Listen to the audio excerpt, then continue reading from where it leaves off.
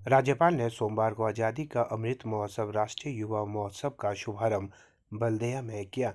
राज्यपाल राजेंद्र विश्वनाथ आलेकर ने शिमला के निकट बल्दिया में जैनित संस्था द्वारा आयोजित आज़ादी का अमृत महोत्सव राष्ट्रीय युवा महोत्सव का शुभारंभ किया।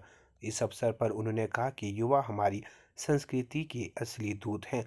उन्होंने कहा कि देश को आत्मनिर्भर बनाने में भी युवाओं को अपना महत्वपूर्ण योगदान देना चाहिए। राज्यपाल ने कहा कि अनेकता में एकता ही हमारी पहचान है। हमारी भावनाएं और विचार एक ही है तथा ये हमारी संस्कृति और युवा उत्सवों में परिलक्षित होते हैं। इस तरह के कार्यक्रम हमारी समृद्धि संस्कृति का संरक्षण एवं संदर्भ करते हैं। सामाजिक समरसता पर जोर देते हुए राज्यपाल ने कहा कि बी.आर.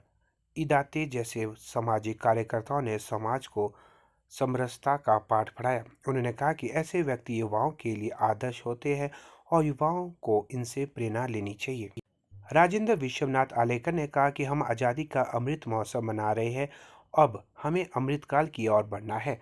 वर्ष 2057 तक अमृतकाल की इस अवधि में प्रत्येक व्यक्ति को राष्ट्र निर्माण में अपना योगदान सुनिश्चित करना चाहिए। राज्यपाल ने कहा कि प्रत्येक नागरिक को यह चिंतन करने की आवश्यकता है कि अगले 25 वर्षों में वह देश और समाज के लिए क्या कर सकते हैं।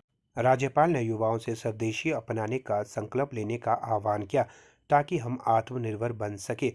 सामाजिक न्याय मंत्रालय से संबंधित DWBD-NC के पूर्व अध्यक्ष और नीति आयोग उप समिति के सदस्य बी.आर. इदाते ने कहा कि भारत की समृद्ध संस्कृति को दुनिया तक ले जाने में युवाओं की भूमिका बहुत महत्वपूर्ण है। स्वामी विवेकानंद और कई महान हस्तियों ने कम उम्र में ही यह काम किया था। उन्होंने कहा कि युवा ही देश को प्रगति के पथ पर आगे ले जा सकते हैं। उन्होंने समाज से छुआछूत जैसी बीमारियों को दूर करने में अहम भूमिका निभाई।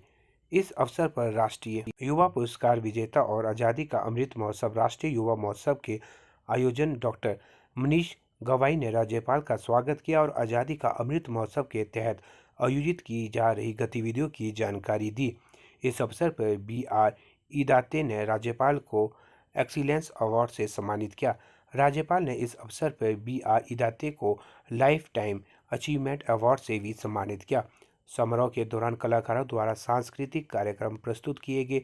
इस अवसर पर टीम जेनिथ के अध्यक्ष मिथिल कलाम्बे और आज़ादी का अमृत महोत्सव राष्ट्रीय युवा महोत्सव के समन्वयक, देश भर से चयनित प्रतिभागी और अन्य गणमान्य व्यक्ति भी समारोह में उपस्थित रहे।